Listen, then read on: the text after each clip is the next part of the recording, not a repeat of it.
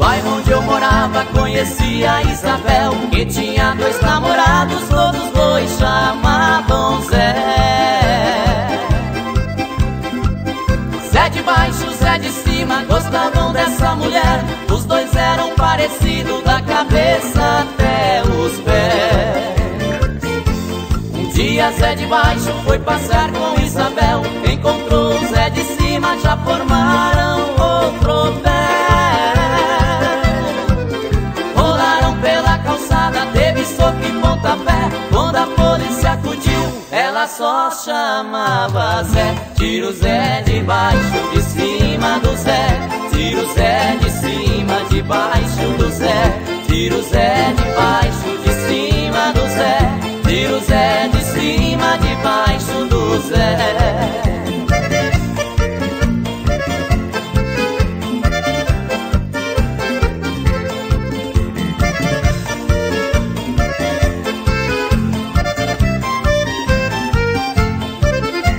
Foi na delegacia que a coisa esquentou. Perguntaram pra Isabel qual dos 2 é seu amor.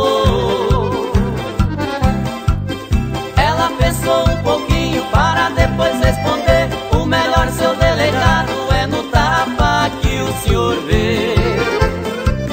Zé de baixo, Zé de cima se agarraram outra vez. Um embaixo e outro em cima, davam socos 2 por 3.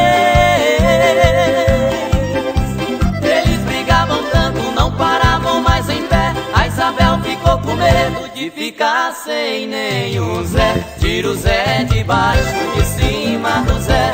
Tira o Zé de cima, de baixo do Zé. Tira o Zé de baixo, de cima do Zé. Tira o Zé de cima, de baixo do Zé. Tira o Zé de baixo, de cima do Zé.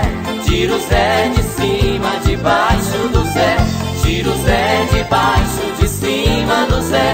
Tira o Zé de cima, de baixo do Zé.